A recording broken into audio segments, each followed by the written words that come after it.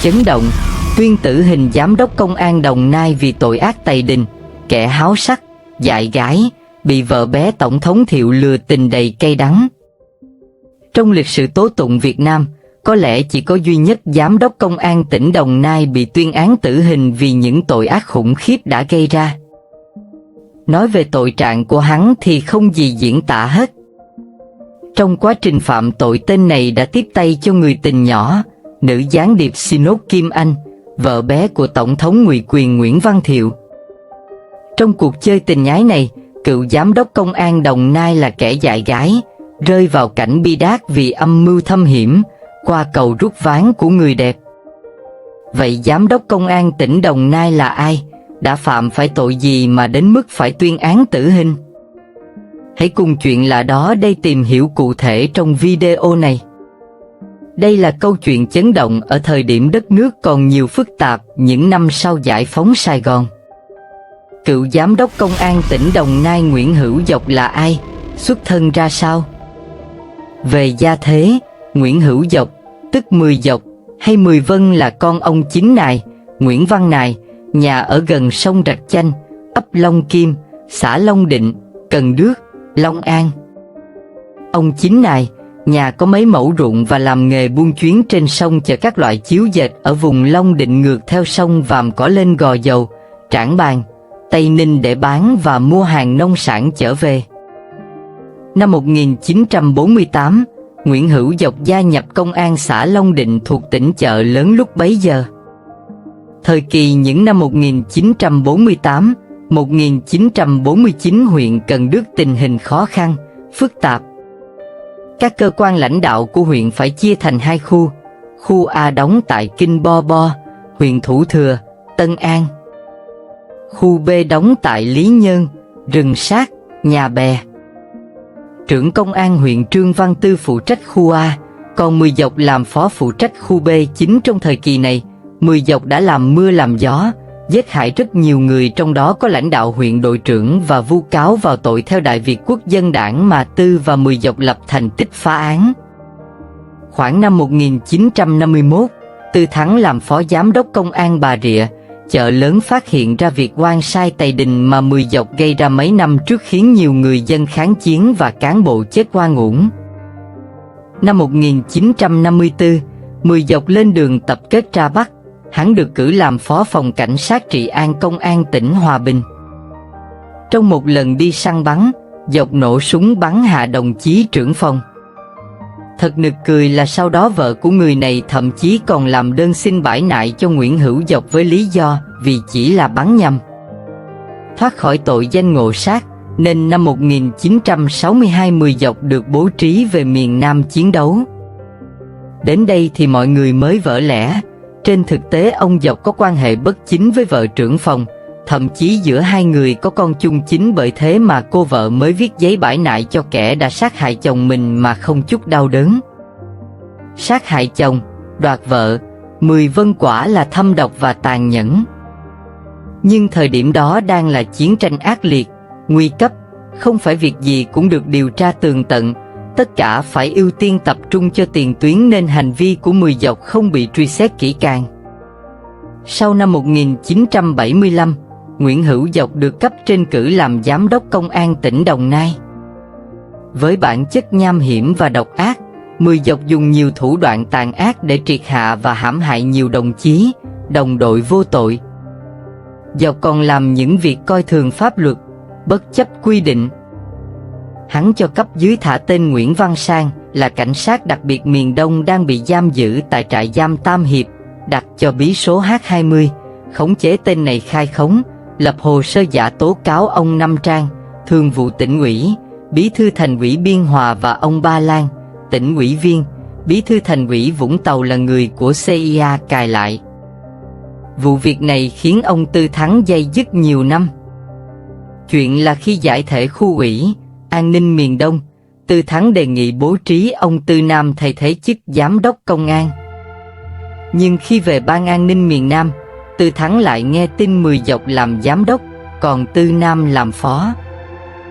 Mười Dọc tung hỏa mù báo cáo láo với lãnh đạo tỉnh, Trung ương và bắt hai đồng chí bí thư thành ủy là những cán bộ kiên trung tống vào ngục tra tấn, bức cung rất dã man. Ác hơn cả cầm thú, chúng bỏ đói ông Ba Lan, dùng phân trộn với bò bắt ăn. Tiếp theo là hàng loạt cán bộ khác không cùng ekip với 10 dọc lần lượt bị bắt bỏ tù mà không biết lý do gì. Thậm chí có cán bộ nữ còn bị 10 dọc làm nhục trong tù như bọn chú ngục trước đây.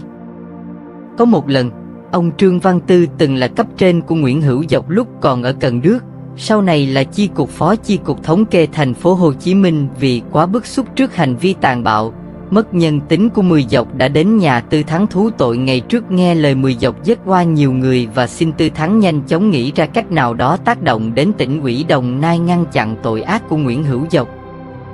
Thời điểm đó, ông Năm Chữ, bí thư Đồng Nai lại quá mù mờ, cả tin 10 Vân nên nói với ông Trần Bạch Đằng rằng 10 dọc nó là thằng tốt tính. Tại Tư Thắng thành kiến với 10 dọc đó thôi. Được bí thư tỉnh ủy dung túng và quyền lực một tay che trời, 10 dọc ngang nhiên cặp bồ với Trần Kim Anh, tức Kim Anh Sinốt, là vợ bé của Tổng thống ngụy quyền Nguyễn Văn Thiệu. Lúc này Kim Anh đã bị lực lượng an ninh miền Đông bắt giam, đưa vào trại cải tạo. Vậy là lợi dụng quyền lực trong tay, 10 dọc ngang nhiên phóng thích Kim Anh khỏi nhà giam, rồi công khai quan hệ tình ái với ả này, mang theo một âm mưu động trời. 10 dọc bố trí cho Kim Anh vượt biên mang theo khối tài sản lớn mà cả hai gom được sau những phi vụ làm ăn phi pháp mang đến Mỹ để chuẩn bị cho cuộc sống thiên đường vẽ ra. Cụ thể trong 2 năm từ năm 1978 đến năm 1979, Nguyễn Hữu Dọc câu kết với ả nhân tình gián điệp Kim Anh tổ chức hàng chục chuyến tàu vượt biên mua bãi, chung chi đầy đủ tại Hồ Cốc, Bình Châu, Lộc An, thu bất chính đến cả nửa tấn vàng. Tất cả đều được Dọc chuyển cho Kim Anh để xây tổ ấm, chờ ngày đoàn tụ nơi thiên đường tình yêu mà cả hai vẽ ra. Nhưng thói đời thường tình xưa nay, luật nhân quả không chừa một ai bao giờ. Những kẻ gieo ác luôn gặt tai họa và vỏ quyết dày có móng tay nhọn. Khi bọn đàn em trong và ngoài nhà tù của Kim Anh kẹt lại Việt Nam, được Nguyễn Hữu Dọc tạo điều kiện thuận lợi nhất để vượt biên an toàn. Về phần mình, được Dọc tin tưởng Kim Anh mang vàng bạc sang trước. Khi đã có mặt ở một nơi an toàn, cô ta bất ngờ qua đường rút ván, bắt đầu lật mặt nạ và những tội ác của 10 dọc ra trước Trung ương. Cụ thể ả viết thư gửi lãnh đạo Trung ương kèm theo đầy đủ hình ảnh, bằng ghi âm tổ chức vượt biên, thu nhận vàng tiền đóng bãi xuất bến và ăn nằm du hí với vợ bé Tổng thống Thiệu. Ả còn điêu ngoa cảm ơn cách mạng đã đào tạo ra những người như 10 dọc hết mình giúp đỡ cho bọn phản động vượt biên an toàn. Bị tình nhân bé nhỏ đã cao chạy xa bay tố cáo với những bằng chứng 2 năm đỏ 10, Nguyễn Hữu Dọc chết đứng như Từ Hải vì bị đâm lén sau lưng đau điếng. Một người phụ nữ mà hắn vẫn nâng như nâng trứng, tin tưởng tuyệt đối, cuối cùng lại phản hắn theo cách không ngờ, khiến 10 dọc thân bại danh liệt. Cay đắng không sao kể xiết. Đúng là chết vì gái là cái chết tê tái. Nó quá đúng với Nguyễn Hữu Dọc. Nguyễn Hữu Dọc bị Trung ương bắt và kết án ra sao? Từ lá thư tố cáo và bằng chứng 2 năm rõ 10 do người tình Kim Anh cung cấp, năm 1983, vụ án động trời liên quan đến Nguyễn Hữu Dọc bị Trung ương trực tiếp chỉ đạo phá án. Bộ trưởng Phạm Hùng đích thân ký lệnh bắt Nguyễn Hữu Dọc, tức 10 dọc hay 10 Vân. Phó Tổng cục trưởng Tổng cục An ninh Nguyễn Phước Tân hồi hộp cầm lệnh tiến đến nhà Tư Thắng bàn bạc phương án để bắt gọn 10 dọc. Theo kế hoạch, sau khi Nguyễn Hữu Dọc bàn giao chức giám đốc công an, chắc chắn sẽ về nhà người yêu tên Nga, người vợ của Sơn Tiêu, ở địa chỉ 17 Phan Kế Bính, quận 1, thành phố Hồ Chí Minh để hú hí với nhau. Nửa đêm bố trí cảnh sát khu vực và công an quận 1 đến kiểm tra và bắt tại chỗ. Từng là cấp trên của 10 dọc nhiều thời kỳ và hiểu mức độ tinh ranh, quỷ quyệt của hắn nên Tư Thắng bàn, kế hoạch này sẽ có 2 khả năng cản trở. Nguyễn Hữu Dọc là một tên cáo già, khi ngủ tại nhà người yêu nửa đêm bị kiểm tra y sẽ tìm cách lẫn trốn và sinh nghi về chuyện bị cấp trên điều tra. Hơn nữa, nếu cùng đường hắn sẽ kháng cự để tẩu thoát vì hắn có súng và rất khôn ngoan, không thể để đổ máu vô ích. Tư Thắng nhận định, Muốn bắt 10 dọc phải hết sức bí mật, bất ngờ trở tay không kịp. Bố trí trinh sát hình sự giỏi võ, theo từ cơ quan về nhà, dừng xe nơi đèn đỏ bất ngờ kiểm tra đọc lệnh và bắt. Hoặc sắp đặt cho lãnh đạo trên mời lên làm việc, sau đó trinh sát ngoại tuyến bất ngờ ra tay. Ngày tàn của bạo chúa Nguyễn Hữu Dọc cuối cùng đã đến. Theo giấy mời làm việc của Ủy ban Kiểm tra Trung ương tại nhà khách T78, tuy nhiên Nguyễn Hữu Dọc rất tinh khôn, hắn đã chủ động tìm đến trước 2 ngày để dò xét tình hình, nhưng người phụ trách trả lời bận việc không thể tiếp và hẹn đúng như trong thư. Quả nhiên kế hoạch bắt 10 dọc diễn ra rất êm ái và bài bản trong khuôn viên nhà khách T78, đến khi đã tra tay vào còng số 8, khuôn mặt ương bướng và nham hiểm của Nguyễn Hữu Dọc vẫn không chút thay đổi hay biến sắc. Hắn vẫn tự tin có thể thoát được tội trạng. Bởi thế mà cho dù ngồi trong trại biệt giam, Mười Vân vẫn còn nghĩ ra quỷ kế để hại người theo một kịch bản dàn dựng sẵn. Mười Vân khai, mỗi lần tên thiếu tá Trần Hùng vào chiến khu để đi săn đều ghé nhà H20, chỉ tên Nguyễn Văn Sang, thực ra là tìm căn cứ khu ủy miền Đông và Trung ương cục để chỉ điểm cho Mỹ ném bom hủy diệt. Nguyễn Hữu Dọc khai tên Hùng thường ngủ tại nhà tên Sang có tiết lộ, ngoài việc tìm mục tiêu trên, còn tìm cách liên hệ với cơ sở mật của tình báo Hùng là ông Huỳnh Việt Thắng. Cán bộ an ninh trực tiếp hỏi cung và đối chất với tên Sang, H20, nhận diện ảnh Trần Hùng cũng không biết, hỏi tên Tư Thắng, Việt Thắng, Mười Quỳ cũng không biết. Mười Dọc tưởng mình không ngoan hơn tất cả vì nghĩ rằng tên Sang H20 đã vượt biên, không ngờ hắn vẫn còn trong trại giam chờ ngày ra tòa vạch mặt Dọc trước hội đồng xét xử. Phiên tòa sơ thẩm xét xử Nguyễn Hữu Dọc, tức Mười Dọc, hay Mười Vân tại hội trường lớn tỉnh Đồng Nai ngày 1 tháng 11 năm 1984 là một phiên tòa lịch sử của ngành tòa án Việt Nam do Phó Chánh tòa phúc thẩm tối cao Phạm Như Phấn làm chủ tọa, Từ Thắng đứng sau rèm chỉ huy. Trước tòa, Nguyễn Hữu Dọc vẫn ngoan cố nói, chỉ khi nào giải phóng khỏi nước Mỹ, lấy hồ sơ 5 trang, bà Lan xem mới thấy họ làm cho CIA. Liên quan đến Nguyễn Văn Sang, H20, tòa đưa hắn lên công đường để đối chất. Lúc này Dọc đang tự tin bỗng tái mét, mặt cắt không còn chút máu, hắn không dám tin vào những gì đang chứng kiến. Trước tòa, Sang khai rành rọt bị 10 Dọc bắt đánh đập, ép cung nhiều lần, ép khai hồ sơ giả mới để yên cho vợ và 8 người con nhỏ dại. Nếu nghe lời, vợ con được sống sung sướng, được cấp xe hơi cho chạy, nếu cãi lời sẽ giam và sát hại. Lời khai rành rọt của Sang đã khiến Nguyễn Hữu Dọc ngã quỵ, không thể nói một lời nào cả. Xét về tính chất, đây là một vụ án đặc biệt nghiêm trọng bởi một người là giám đốc công an tỉnh Đồng Nai, mang trọng trách thực thi pháp luật lại bất chấp tất cả, vi phạm pháp luật một cách trắng trợn, sát hại nhiều người vô tội không vừa mắt hắn. Nguyễn Hữu Dọc bị tòa án truy tố nhiều tội danh gồm tội lạm dụng chức quyền và sử dụng trái nguyên tắc, pháp luật người bị giam, thả Kim Anh và nhiều tội phạm khác, tội cố ý làm sai lệch hồ sơ vụ án gây hậu quả nghiêm trọng, tạo chứng cứ giả để bắt oan, sai nhiều cán bộ cao cấp, tội tổ chức đưa người trốn đi nước ngoài trái phép, tội tham ô tài sản xã hội chủ nghĩa, thu và chiếm đoạt 1.979 lượng vàng, tội nhận hối lộ, tội cố ý làm trái nguyên tắc, chính sách, chế độ, thể lệ kinh tế gây thiệt hại nghiêm trọng tài sản xã hội chủ nghĩa. Sau 3 ngày xét xử, với những tội ác tày đình, khó dung thứ, không bất ngờ khi tòa tuyên mức án cao nhất dành cho Nguyễn Hữu Dọc và đồng phạm Vũ Cao Thanh, tử hình. Nhiều kẻ dưới quyền bị tuyên án tù có thời hạn. Vụ án kết thúc trong niềm vui không tả của hàng ngàn người dân, đặc biệt là những người từng phải chết oan, tù tội và nhục hình do 10 Dọc gây ra. Kẻ ác phải đền tội. Cho mãi đến ngày Nguyễn Hữu Dọc dựa cột tử hình đền tội, 82 gia đình oan sai mới được phục hồi danh dự và công trạng trong sự mừng vui vỡ hòa và niềm tin vào công lý. Hệ lụy phía sau vụ án chấn động Nguyễn Hữu Dọc. Cựu giám đốc công an tỉnh Đồng Nai, Nguyễn Hữu Dọc đã bị xét xử và phải đền tội thích đáng, nhưng một thời gian dài sau đó những tàn tích để lại thì vẫn chưa giải quyết xong. Một vấn đề khiến dư luận hết sức quan tâm, đó là hàng loạt cán bộ thuộc Phòng Bảo vệ Chính trị Công an Đồng Nai bị khởi tố và bắt tạm giam vì đã quan hệ với các phần tử xấu tổ chức nhiều chuyến trốn đi nước ngoài để thu tiền vàng nhưng chưa bị xử lý. Để đảm bảo tính khách quan, Trong quá trình điều tra, ban chuyên án N2 được thành lập do đồng chí Đỗ Quang Minh, Viện trưởng Viện Kiểm sát Nhân dân tỉnh Đồng Nai làm trưởng ban. Một trong những nội dung liên quan đến vụ án là việc điều tra, xét hỏi làm rõ số vàng của con tàu do Nguyễn Hữu Dọc chỉ đạo Công an Vũng Tàu, thuộc tỉnh Đồng Nai thời điểm đó thu và nộp cho ông. Trong đó có thỏi vàng 1 kg mà dư luận cho rằng 10 Dọc và những người có trách nhiệm của Công an Đồng Nai chưa nộp cho ngân hàng.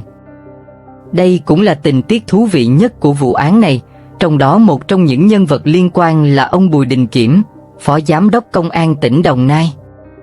Theo hồ sơ vụ án, vào khoảng tháng 3 năm 1978, 10 Dọc lúc đó là Giám đốc Công an tỉnh Đồng Nai tổ chức chuyến tàu cho người đi xuất cảnh tại Bãi Dâu, Vũng Tàu.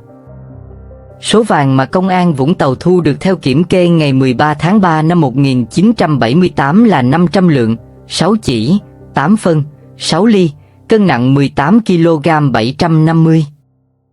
Trong đó có một thỏi ký hiệu 411.109, 9.999 nặng 1 kg. Ngày 21 tháng 3 năm 1978, Công an Vũng Tàu đã giao nộp số vàng của con tàu trên cho 10 Dọc.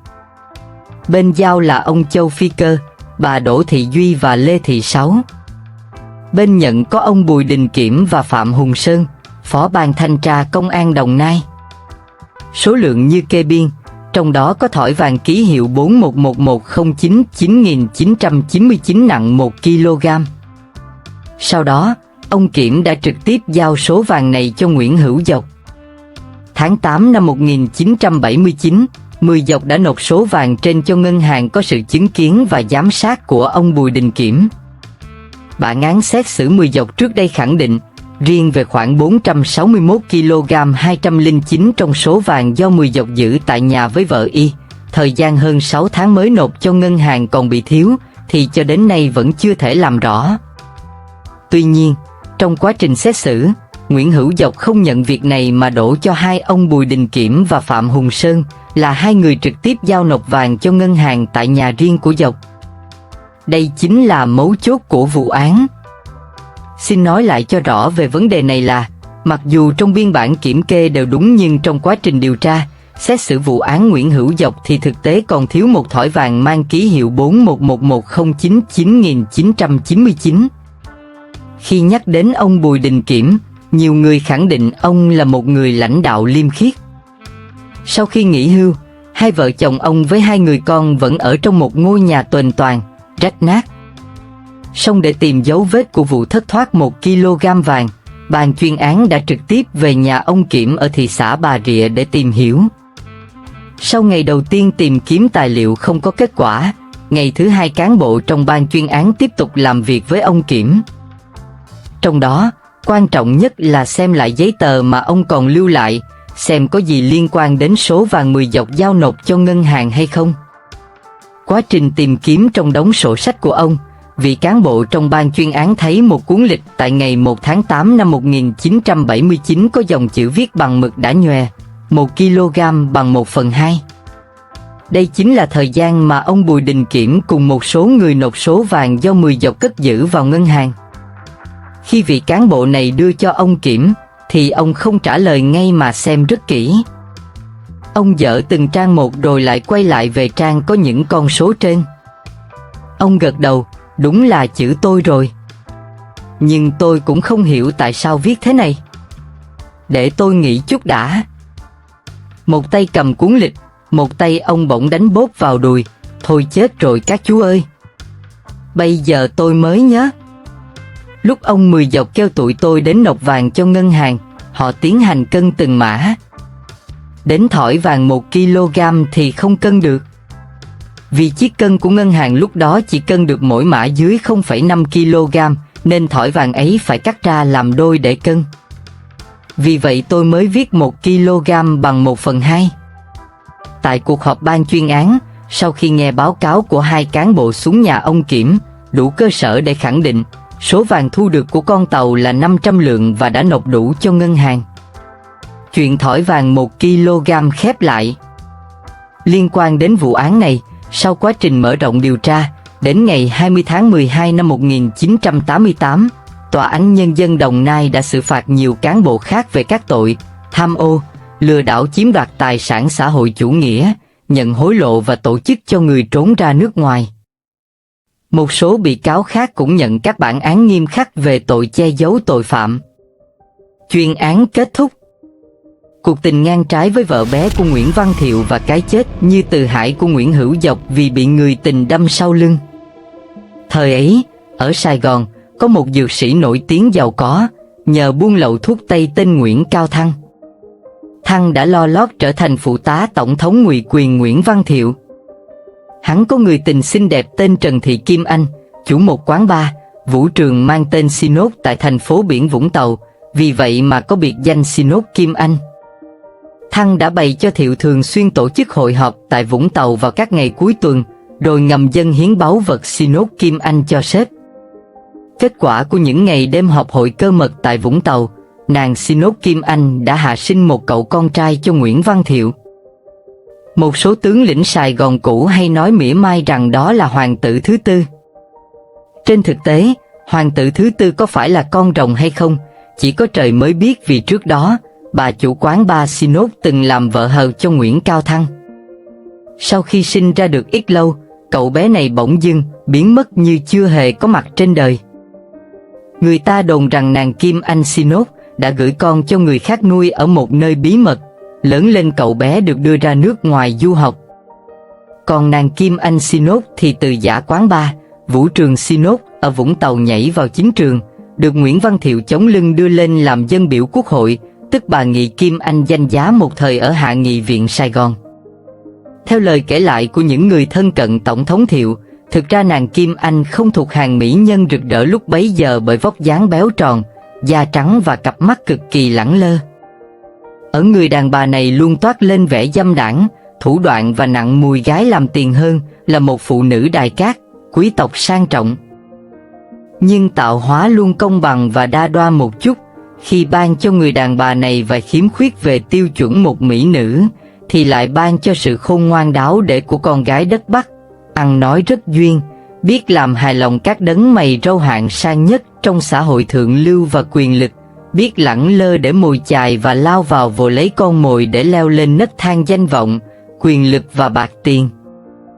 Sau bài diễn văn từ chức dài lê thê không đầu, không đuôi trên đài truyền hình, vị tổng thống hết thời lẳng lặng đem theo tốp lính bảo vệ chuồn khỏi dinh độc lập. Đêm ngày 25 tháng 4 năm 1975, chuyến xe đặc biệt đã đưa Nguyễn Văn Thiệu ra phi trường Tân Sơn Nhất. Không ai biết vào thời khắc nghiệt ngã ấy, nàng vợ bé của Thiệu đang ở đâu và làm gì. Chỉ biết rằng, lúc 21 giờ 15, Thiệu được đại sứ, cố vấn Mỹ đưa tiễn một cách lặng lẽ, bí mật ra sân bay Tân Sơn Nhất trên chuyến bay C-118 sang Đài Loan, trên danh nghĩa là viếng tượng giới thạch mới mất trước đó vài ngày, nhưng thực chất là đi lánh nạn sau khi tuyên bố từ chức Tổng thống ngụy quyền Việt Nam Cộng Hòa. Trong chuyến bay của Thiệu, không hề có mặt Kim Anh hay một người phụ nữ nào khác. Thiệu vốn rất cưng chiều vợ bé Kim Anh Sinốt, đến mức hơn cả đệ nhất phu nhân Mai Anh, nên không thể nào có chuyện bỏ rơi Kim Anh lại Việt Nam. Ông ta hoàn toàn có thể bố trí, dàn xếp cho người tình bé nhỏ ra hải ngoại định cư trước giờ Thiệu ra đi. Trên thực tế, khi sang Đài Loan và Anh Quốc định cư, Thiệu không chung sống với bà vợ cả Mai Anh mà sống một mình, lặng lẽ và ẩn dật, tránh né mọi tiếp xúc và gặp gỡ báo giới, quan chức, tướng tá dưới trướng ngày xưa. Cho mãi đến khi nàng Kim Anh Sinốt lừa được nhân tình là Nguyễn Hữu Dọc, giám đốc công an tỉnh Đồng Nai, sau đó vượt biên sang Mỹ, Thiệu đã lập tức quay qua Mỹ định cư và sống với nàng Sinốt Kim Anh. Lúc đó, chuyện tình Nguyễn Văn Thiệu Sinốt Kim Anh mới được viết lại một cách đầy đủ hơn, chi tiết hơn. Chuyện Tổng thống Nguyễn Văn Thiệu đào thoát khỏi Sài Gòn không mang theo nàng Kim Anh Sinốt trong giờ phút cuối cùng, cũng như nghi vấn đứa con rơi của ông ta với người tình Kim Anh Sinốt, vẫn còn là một ẩn số cho tới ngày Nguyễn Văn Thiệu rời Việt Nam. Sau ngày 30 tháng 4 năm 1975, Trần Thị Kim Anh bị bắt đi cải tạo tập trung tại trại giam Tân Hiệp, thành phố Biên Hòa, Đồng Nai. Tại đây, Kim Anh Sinốt có cơ hội gặp gỡ một người đàn ông khác, một cán bộ cách mạng biến chất, và một lần nữa ả đã dùng nhan sắc và sự hấp dẫn đặc biệt của mình để mồi chài Nguyễn Hữu Dọc, đang là giám đốc công an tỉnh Đồng Nai, ngày trước còn gọi là Ti Đồng Nai. Kim Anh vốn có thừa sắc sảo và không từ bất cứ thủ đoạn, chiêu trò nào để chiều lòng Dọc. Khi đáp ứng quá tốt nhu cầu thể xác cho Nguyễn Hữu Dọc, ả đã được giám đốc công an tỉnh Đồng Nai này ngang nhiên, bất chấp pháp luật ký lệnh trả tự do, thoát khỏi trại giam Tân Hiệp. Bọn chúng sống lén lút với nhau và nhân ngãi non nghĩa vợ chồng. Từng là một gián điệp lão luyện, từng là một phụ nữ quá dày kinh nghiệm chốn tình trường, đến cả Thiệu còn không thoát khỏi nanh vuốt hồ ly thì hạng phàm phu, dâm đảng và háo sắc như Nguyễn Hữu Dọc làm sao tránh khỏi tay của Kim Anh. Ra ngoài, vừa xỏ mũi được Dọc khá dễ dàng, nàng Kim Anh Sinốt và đồng bọn dựa dẫm vào nhân tình đang có thế lực rất mạnh để xúc tiến ngay kế hoạch lập thành một đường dây tổ chức vượt biên rất quy mô cho những thành phần bất mãn chế độ và liên quan đến chế độ Sài Gòn cũ. Tại khu vực bờ biển Hồ Cốc, Bình Châu, Long Hải, Bà Rịa, dân vượt biên từ Sài Gòn và các nơi nguồn ngục tìm đến mỗi ngày, tìm cách móc nối đường dây do Kim Anh làm chủ để được mua bãi vượt biên an toàn mà không hề có bất cứ cuộc kiểm tra, truy đuổi nào từ lực lượng chức năng. Làm sao có thể có cuộc kiểm tra, truy xét nào khi Nguyễn Hữu Dọc với quyền lực của một giám đốc công an tỉnh đã bảo kê và bao che để người tình mặc sức làm mưa làm gió? Số vàng bạc, đá quý và tiền đô la thu được hàng bao tải mỗi đêm, Nguyễn Hữu Dọc và Kim Anh tha hồ hưởng thụ, trụy lạc và rắp tâm chuẩn bị cho một âm mưu lớn về sau. Âm mưu đó là, sau khi thu hơn nửa tấn vàng, Dọc bố trí cho nhân tình Kim Anh và số tài sản bất chính kết xù lên tàu lớn vượt biên sang Mỹ trước, mua nhà cửa, sắm điền sản chờ ngày hắn bỏ trốn sang đoàn tụ, an hưởng đến già nơi thiên đường tình nhái. Kịch bản tưởng như hoàn hảo, nhưng thực ra chỉ có mình 10 Dọc tin là thật. Hắn tưởng mình cáo già nhưng lại hóa nai tơ ngơ ngác trong ván bài của một Kim Anh đầy mưu mô, lọc lõi và nhẫn tâm hơn cả 10 Dọc, bởi ít nhất hắn vẫn tin tưởng Kim Anh, còn ả ta thì thẳng tay hãm hại chính kẻ đã cứu mình khỏi trại giam và dâng toàn bộ khối tài sản khủng. Người đàn bà tâm địa như Kim Anh quả thực quá đáng sợ. Sự đáng sợ đó vượt xa hơn rất nhiều 10 Dọc. Thực ra trong cuộc chơi này Dọc là kẻ thất bại toàn diện, phải nhận án tử, mất sạch tài sản, còn nhân tình thì ông đóng tiền sống với kẻ khác. Chỉ nghĩ đến cảnh tượng đó, Nguyễn Hữu Dọc có lẽ đã tức ói máu, suy sụp hơn cả án tử mà tòa tuyên. Bởi nếu không có sự bóp mẽ của Kim Anh, chưa biết khi nào tội ác và hành vi của Dọc mới bị phanh phui và trừng phạt. Thế mới nói vỏ quyết dày có móng tay nhọn. Khi sống thì cá ăn kiến, nhưng cá chết thì lại thành kiến ăn cá. Nguyễn Hữu Dọc không từ bỏ thủ đoạn nào để vơ vét tài sản, nhưng khi gom cho đã thì lại mất tất cả vào tay tình nhân bản thân tin yêu nhất. Đúng là ki cóp cho cọp nó xơi. Quá đau đớn và đắng cay cho Nguyễn Hữu Dọc, giám đốc công an tỉnh Đồng Nai từng một thời hét ra lửa, cuối cùng lại bị thua và mất sạch dưới tay ả đàn bà siêu thủ đoạn, ra tay một cách bất chấp, nham hiểm, đáng sợ vô cùng. Sau khi đã đáp sang nước Mỹ một cách an toàn cùng khối tài sản, Kim Anh tìm cách liên hệ ngay với Nguyễn Văn Thiệu đang sống lưu vong tại Anh và chặn đường của Nguyễn Hữu Dọc bằng cách viết đơn thư, gửi hình ảnh, phim quay những cảnh nhái ân mặn nồng và thu tiền vàng cho người vượt biên gửi về Việt Nam tố cáo tội ác của 10 Dọc. Kết quả như đã nói, hắn bị tuyên án tử và không kháng án vì biết tội ác đã gây ra là khó có thể dung thứ, không thể thoát được cái chết. Trong khi 10 Dọc phải trả giá cho tội ác gây ra bằng chính mạng sống của mình, thì cay đắng thay tại nước Mỹ xa xôi, nàng Kim Anh Sinốt vô tư hưởng thụ cuộc sống xa hoa nhờ khối tài sản gom được từ những phi vụ làm ăn do Dọc Bảo Kê cùng người tình già là cựu tổng thống Nguyễn Văn Thiệu cho đến lúc cuối đời. Trong cuộc chơi nghiệt ngã này, nàng vợ bé của Nguyễn Văn Thiệu đã quá cao tay và lọc lõi, còn Nguyễn Hữu Dọc thì thua toàn tập.